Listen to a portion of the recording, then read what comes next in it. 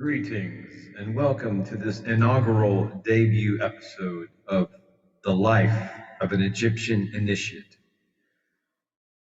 Now, before we get into the coursework proper, I want to remedy a bit of disinformation that I was responsible for promulgating just a few videos back. It was the video titled, They Will Be Eaten Up in the Flames of Wrath and Consumed by the breath of the destroyer.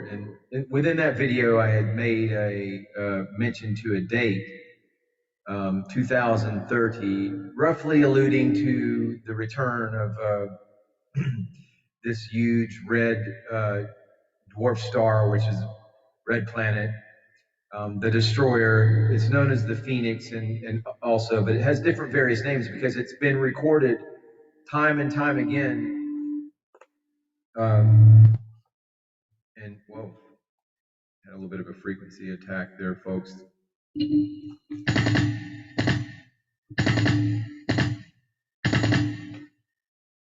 All right, stand by, stand fast. Stand fast in the harness, troops. I think, okay, we got this. So, anyway, so let me allow me, please, to make amends and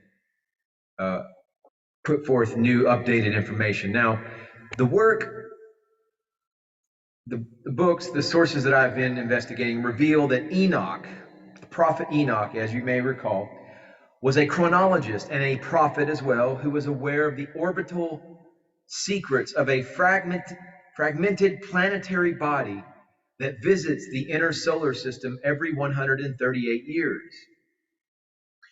And anciently, it's known as the Phoenix. It is the same as the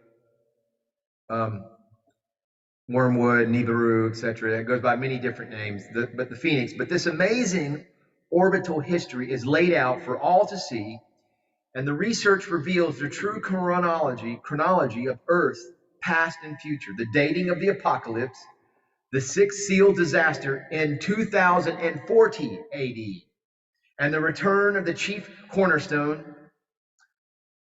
also shown as a prophetic countdown encoded within the Great Pyramid's exterior. So 2040, okay? Not 2030, but anyway, we are living in momentous times, folks. There's no doubt about that. If you want to call it the end times, what have you, everything has an ending, everything has a beginning. And today you are here for the beginning of the life of an Egyptian initiate. All right? So please, right now, as we're getting our classroom ready, I want you to hit the subscribe button and give this video a thumbs up because, you know, it helps the algorithms and it helps spread the message. So we're going to go over the life of an Egyptian initiate. Okay, folks? Thank you for your patience. All right. So, all right, here we go, folks.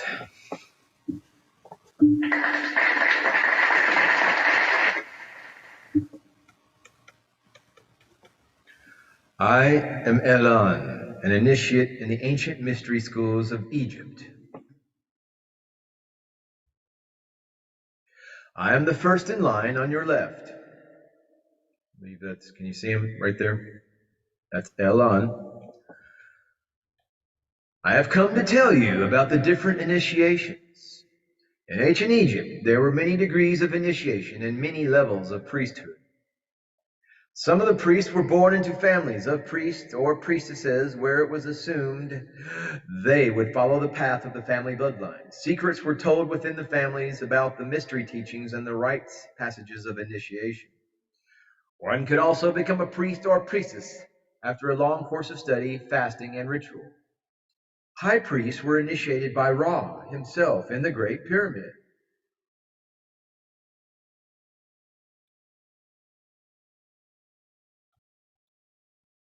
When the sun aligned with the capstone by exact degree.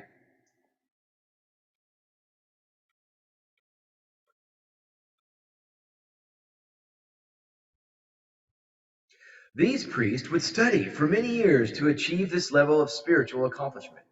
They would forfeit all personal goals and belongings, living a life of semi-solitude and worship of the great gods and goddesses of Egypt, the Netaru. For the most part, they were men, but there were high priestesses.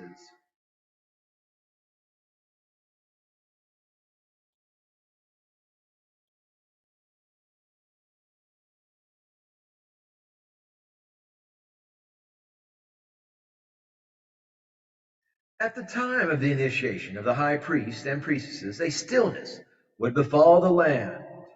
Night would become day, as the sun would be seen directly over the capstone of the great pyramid of the sun god Ra.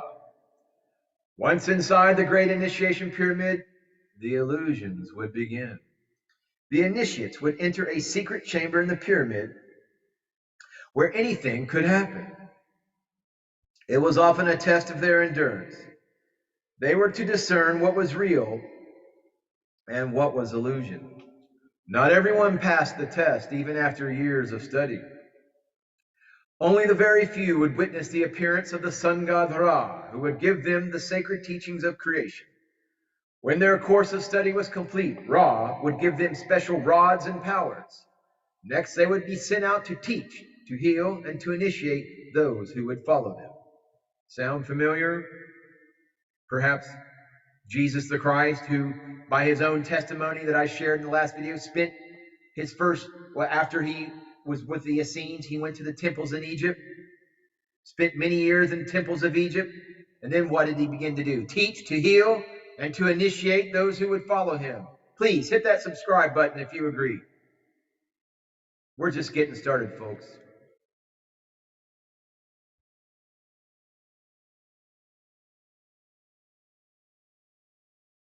There were times when Ra would be accompanied by a goddess, Isis or Hathor.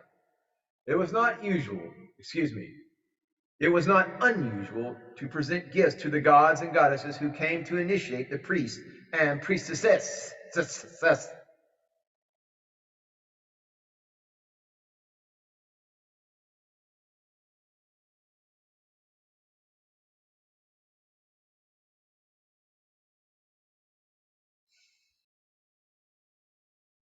A list was kept of those who passed the test and became part of the great white brotherhood of the Thoth, or Isis mystery schools.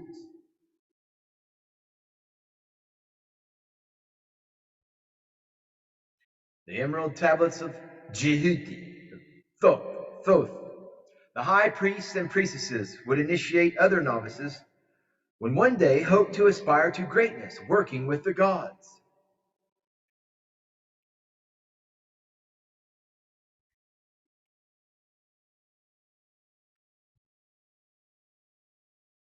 These novices spend 40 days and nights in fasting, prayer, and study of the mysteries. And I will tell you, 40 is a very significant number all throughout these initiations and tests and developments. I myself spent my 40 days in my testing, my temptations, much as Yeshua in the desert. And I defeated Satan. I defeated his demons.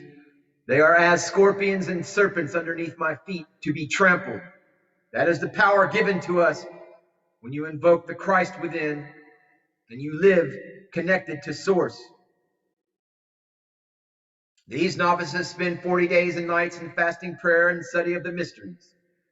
The fasting consisted of abstaining from all pleasures of the table, to eat no living thing, and to drink no wine. Part of their study was the memorization of long lines of text given by the priests and magicians of our inner mystery school circle, and the reciting of certain magical formulae, declarations, incantations, spells, litanies, and some funerary liturgy. The curriculum also included certain riddles and mind puzzles of an esoteric nature, bearing a resemblance in form but not in content to those commonly used these days as pastimes in certain intellectual upper classes. At the midwinter evening, 10 aspirants gathered by the altar between the paws of Hud, the Sphinx paws, waiting for their entrance into an antechamber located underneath the Colossus belly.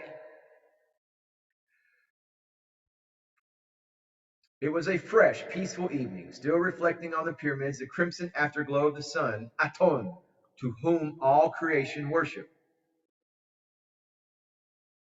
The candidates talked among themselves about their sacrifices and earnest preparation and fasting prior to the ceremony. Some stepped at the Thothmeth stele at the Sphinx breast and read some of its lines. The thrill and anticipation filling their hearts was perceived in their words as they recalled especially the last 2 weeks of work. As time passed, all quieted and sat absorbed in their own thoughts and expectations. To some, the answering of the Sphinx riddle as a password to get admittance into the temple seemed a little bit scary. Could I actually answer it correctly? It was known that some students had failed to give the right answer and with embarrassment were asked to return home. Even if successfully answering the riddle, it was still that fear of the imminent trials, knowing that some past initiates, not using right judgment, did not survive the experience.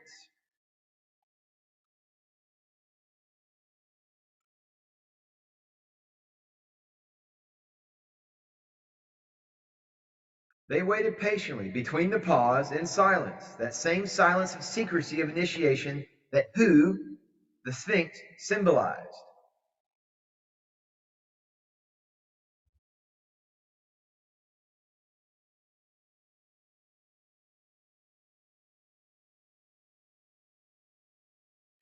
As the initiates waited outside, a mantra was barely heard coming from inside.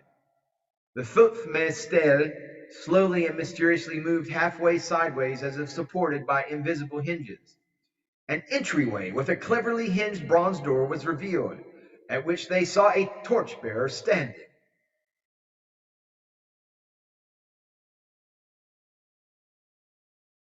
He was carrying a torch. The boy looked about 18 years old and reflected a clear, determined countenance. His voice sounded so confident for a boy of his age. Actually, he was a devout student of the art and dedicated to practicing it.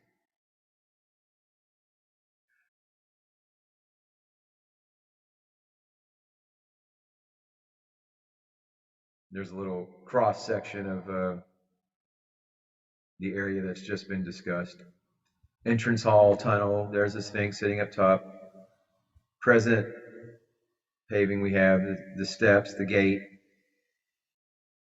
This is where they would go, where they would stand. Can you imagine how incredibly sense captivating this whole process must be, as was intended? But this is the layout of temples and passages under the Sphinx. He asked the students this question: Art thou dwellers of the outer darkness, where ignorance dwelleth, praying admittance into our sacred temple to seek the light of initiation? The candidates nodded affirmatively, responding, Yes, we are. Then he said, The path to initiation is treacherous and filled with trials and temptation. Art thou willing to take it? They again responded affirmatively. Next, he asked them to make a line and escorted the first in. The interior passageway was dark as night and musty. So I'm going to hold up there. I think that's a good, this document's about 40 pages. This is a good amount of material, and it's apropos that I stop here where the question is asked of you, dear esteemed, honorable, notable, acute, noble, notable viewer. Did I say my initiate?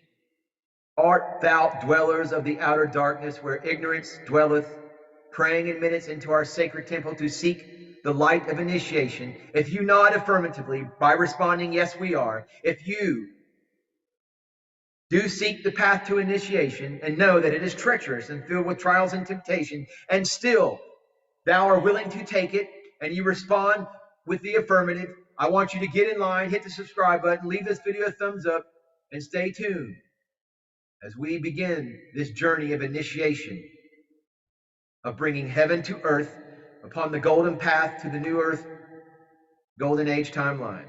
And so it is. Namaste. Namaskaram.